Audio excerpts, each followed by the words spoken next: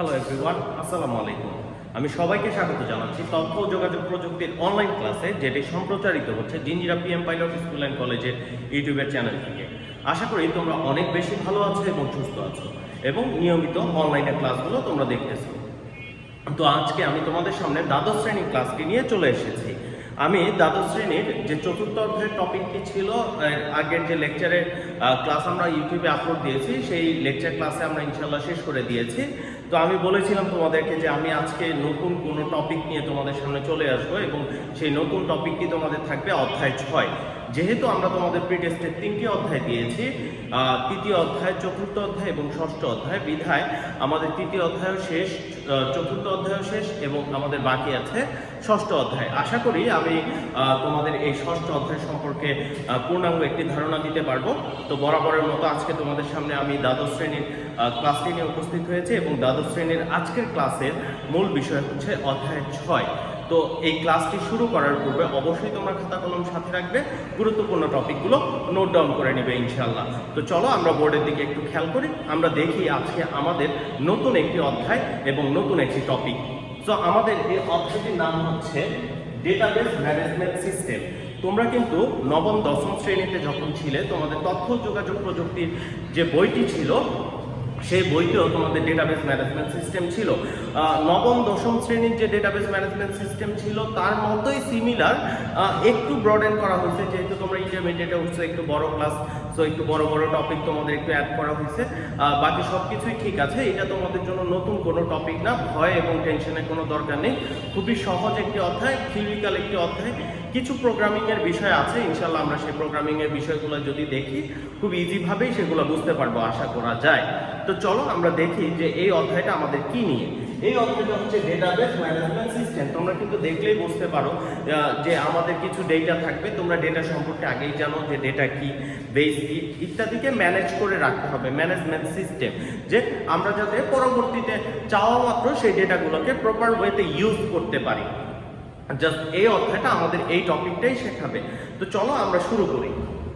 প্রথমেই তোমরা যদি একটু বোর্ডের দিকে খেয়াল করো, আমরা যে সংজ্ঞাটি দেওয়ার চেষ্টা করেছি, ডেটাবেস। যেহেতু ডেটাবেস, ডেটা কথাটি প্রথমে আছে, তাই আগে আমরা জানি যে ডেটা শব্দটা কি।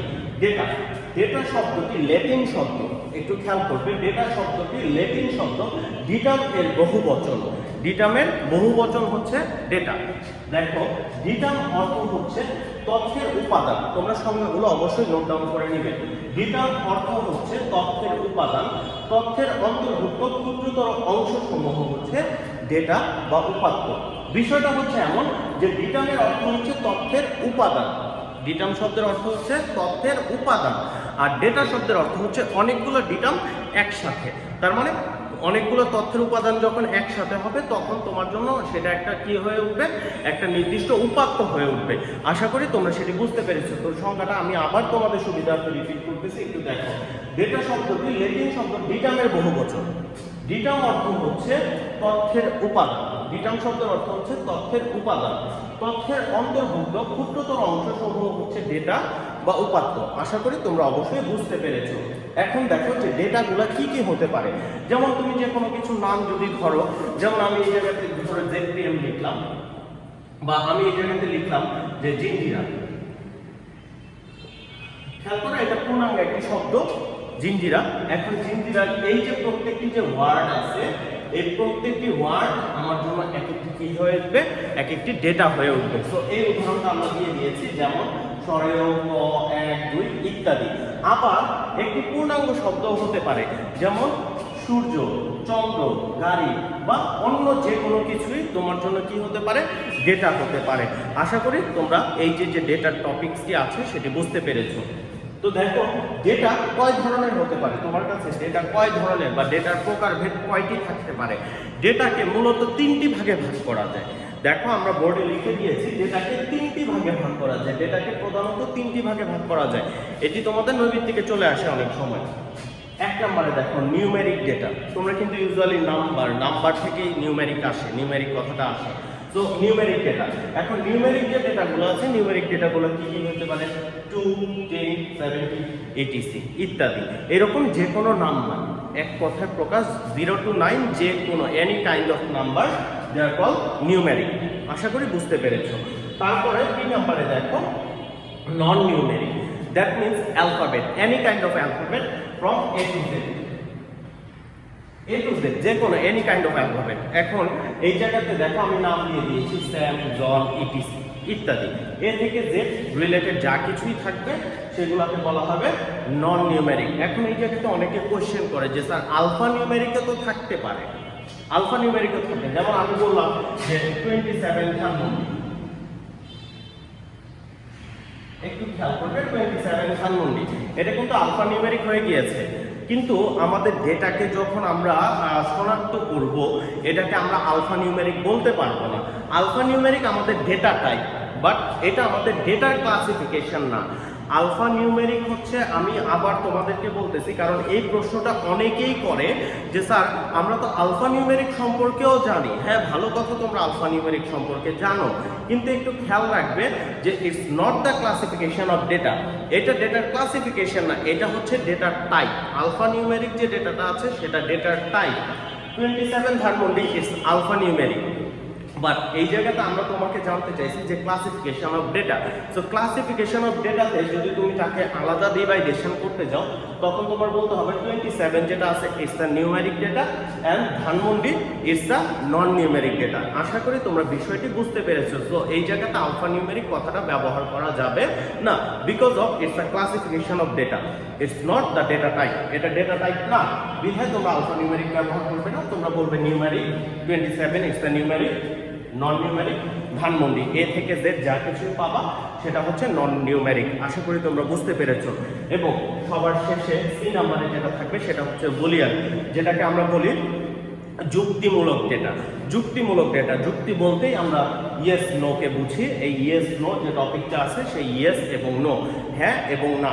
কারণ তোমরা সবাই জানো যে আমাদের বুলিয়ানের শর্ত সাপেক্ষ তোমরা তৃতীয় অধ্যায় তোমরা যখন করেছো তখন কিন্তু তোমরা দেখতে পেরেছো যদি ঘটনা সত্যি হয় আমরা ইয়েস, ঘটনা মিথ্যা হলে না। জাস্ট এই দুইটা কমান্ডের উপরে ডেটা চলে। তো বুলিয়ান ইয়েস এবং নো। আশা করি এই ডেটার প্রকার ভেদ তোমরা বুঝতে পেরেছো। তারপরে যদি কোনো সমস্যা থাকে অবশ্যই আমাকে জানাও। এরপরে যে টপিক দেখো, ডেটার বৃহত্তর রূপ, ডেটার বড় যে রূপটি আছে তাকে বলা হচ্ছে ইনফরমেশন। বা আমরা যদি আরেকটু ইজি প্রসিডিউরে ধরি, যেমন তুমি অ্যাপেলের জুস রেডি করবে, তুমি অ্যাপেলের জুস নিতে চাচ্ছ, এটার জন্য তোমার কি করতে হবে?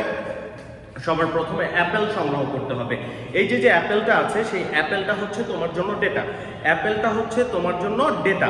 এখন তোমার অ্যাপেল জুস রেডি করার জন্য কি করা লাগবে? অ্যাপেল সংগ্রহ করা লাগবে, সুগার সংগ্রহ করা লাগবে, কিছু ওয়াটার সংগ্রহ করা লাগবে, তারপরে সেগুলোকে একসাথে ব্লেন্ড করবে, you gonna make a apple juice. So apple juice ready করার জন্য তোমার যে উপাদানগুলো ছিল, সুগার ছিল, অ্যাপেল ছিল, ওয়াটার ছিল, এগুলো প্রত্যেকটি আলাদা আলাদা ডেটা। যখন তুমি প্রসেস করলে তিনটিকে একসাথে, is gonna make Apple juice. এই অ্যাপেল জুসটা হচ্ছে তোমার জন্য ইনফরমেশন। আশা করি ডেটা এবং ইনফরমেশন তোমরা বুঝতে পেরেছো। তো অ্যাপেল জুস দিয়ে তো আর বোঝানো যাবে না, আমাদের বইয়ের ভাষায় লিখতে হবে। তো বইয়ের ভাষাতে বইওয়ালা আমাদেরকে কি বলে, আমরা বইওয়ালার সংজ্ঞাটা একটু দেখি। ইনফরমেশন, ডেটাকে ব্যবহার করার জন্য, দেখো ডেটাকে ব্যবহার করার জন্য প্রক্রিয়াকরণ করতে হয় বা প্রক্রিয়া করতে হয়।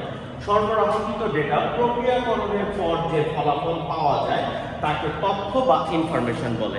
আশা করি তোমরা বুঝতে পেরেছো। তোমরা সংজ্ঞাটা অবশ্যই একটু নোট ডাউন করে নিবে এবং বাসায় অন্তস্থ করার চেষ্টা করবে। আশা করি ইনফরমেশনের সংজ্ঞাটি তোমাদের কাছে ক্লিয়ার হয়ে গিয়েছে। এরপরে আমরা যে টপিকটি নিয়ে আলোচনা করব, ডেটা এবং ইনফরমেশন দুইটাকে যখন আমরা একসাথে করব তখনই আমরা এটাকে ব্যবহার করতে পারবো। আর ব্যবহার করতে গেলে এটা নানান রূপ আমরা পেতে পারি।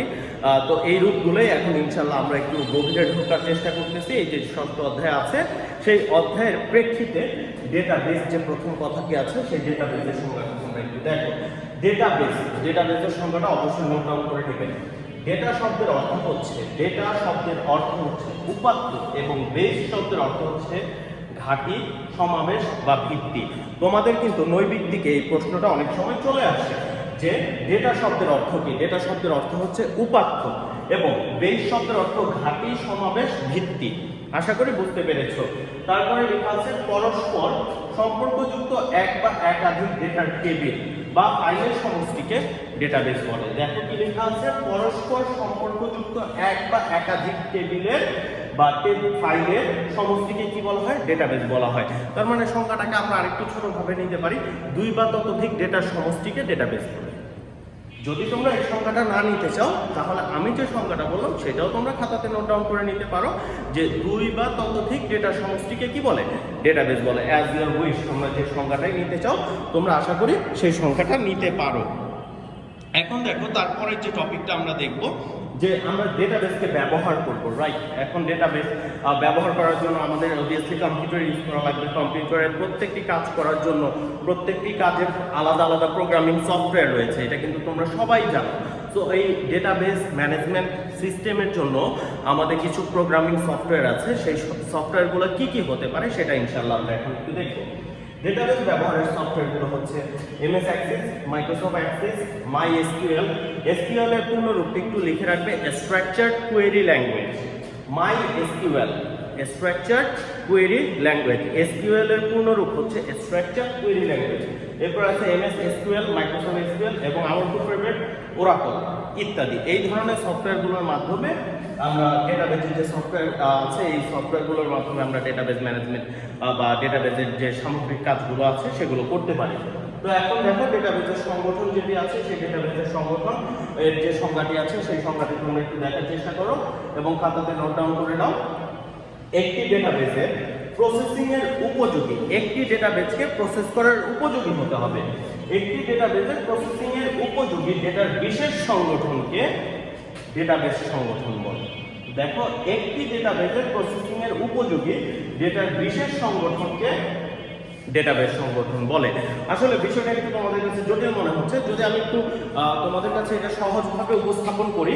যেমন আমাদের ডেটাবেসের বিভিন্ন উপাদান, প্রথম উপাদানকে আমরা বলতে পারি টেবিল, তারপর আমরা বলতে পারি রেকর্ড, তারপরে বলতে পারি ফিল্ড, তারপরে বলতে পারি আমরা বিট। এই যে যে টেবিল, রেকর্ড এবং ফিল্ড আর বিট রয়েছে এগুলো এক একটি বিশেষ সংগঠন। এই বিশেষ সংগঠনগুলো ডেটা প্রসেসিং এর সময় কাজে লাগে, বা এই জায়গাতে বলা হচ্ছে যে প্রসেসিং এর উপযোগী। তার মানে একটা টেবিল এটা প্রসেসিং এর উপযোগী, এটা প্রক্রিয়া করার উপযোগী।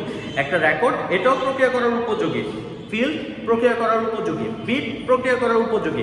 এই যে প্রক্রিয়া করার উপযোগী বা তুমি এগুলোকে ভাঙলে কিছু পাবে, এটাকে ভাঙলে তুমি কিছু পাবে, তোমার কাছে কিছু তথ্য চলে আসবে, এমন কিছু বিশেষ সংগঠনকেই বলা হচ্ছে ডেটাবেস সংগঠন।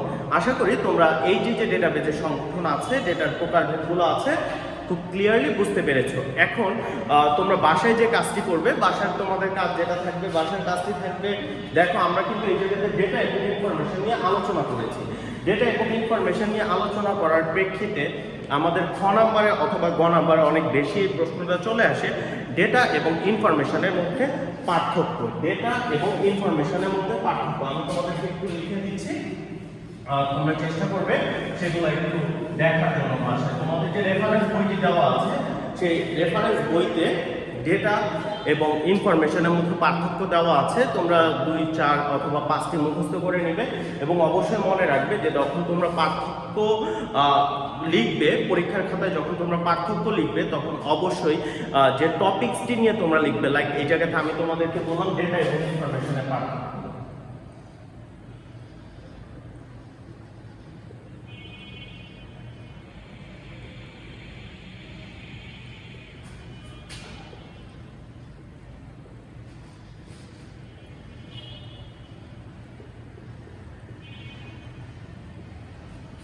ডেটা এবং ইনফরমেশনের মধ্যে পার্থক্য দেখাও। সরি, তো ডেটা এবং ইনফরমেশনের মধ্যে পার্থক্য এরকম অনেকগুলো টপিকসের পার্থক্য তোমাদের লিখতে বলা হতে পারে। সো যখন তোমরা কোনো পার্থক্য লিখবে মনে রাখবে যে বিষয়টির পার্থক্য তোমরা লিখবে সেটির সংজ্ঞাটা অবশ্যই দেওয়ার চেষ্টা করবে। প্রথম যে পার্থক্যটি লিখবে চেষ্টা করবে সেই পার্থক্যের মধ্যে সংজ্ঞা লেখার চেষ্টা করবে। দ্বিতীয় যেটি আছে তার আমরা বলতে পারি যে অ্যাজ ইউজুয়ালি যেটাকে বলা হয় যে সেটা কিভাবে সংগ্রহ করা যায় বা তার রূপান্তর প্রক্রিয়া। তারপরে আমরা বলতে পারি উদাহরণ, তারপরে তার সুবিধা অসুবিধা, তার ব্যবহার, এই সকল বিষয়গুলো তোমরা মাথায় রাখবে। কিন্তু পার্থক্য যখনই লিখবে তখন দুইটা টপিক অবশ্যই মাথায় রাখবে। প্রথম যে পার্থক্যটা হবে সেই পার্থক্যটি সংজ্ঞা দেওয়ার চেষ্টা করবে, এবং সবার শেষের যে পার্থক্যটি হবে সেটি একটা উদাহরণ দিয়ে তোমরা বোঝানোর চেষ্টা করবে যে টপিক নিয়ে তোমাদের আলোচনা করতে বলা হয়েছে। তো তোমাদের বাসার কাজ যেটি রইল বা বাসায় তোমরা যেটি নিয়ে প্র্যাকটিস করবে সেটি হচ্ছে ডেটা এবং ইনফরমেশনের মধ্যে পার্থক্য, যেটি ষষ্ঠ অধ্যায়ে অনেক গুরুত্বপূর্ণ একটি টপিক। আশা করি তোমরা বাসায় অবশ্যই এই কাজটি সবাই করবে, এবং আজকের ক্লাসটি আশা করি তোমরা সবাই অনেক বেশি বুঝতে পেরেছো। যেহেতু নতুন টপিক একটু ঝামেলা হতেই পারে, বাসায় একটু পড়াশোনা করো। আশা করি ষষ্ঠ অধ্যায় তোমাদের কাছে খুব ইজি মনে হবে। তো আমি নেক্সট আবার আমার আরেকটি ক্লাসে ইনশাল্লাহ আমি ডেটাবেস ম্যানেজমেন্ট সিস্টেম যে অধ্যায়টি আছে সেই অধ্যায়ের নতুন কোনো টপিক নিয়ে তোমাদের সামনে চলে আসব। তো আজকে এই কামনায় আজকের ক্লাস আমি শেষ করছি। সবাই ভালো থাকো, সুস্থ থাকো, স্বাস্থ্যবিধি মেনে চলো। সবাইকে অসংখ্য ধন্যবাদ। আসসালামু আলাইকুম।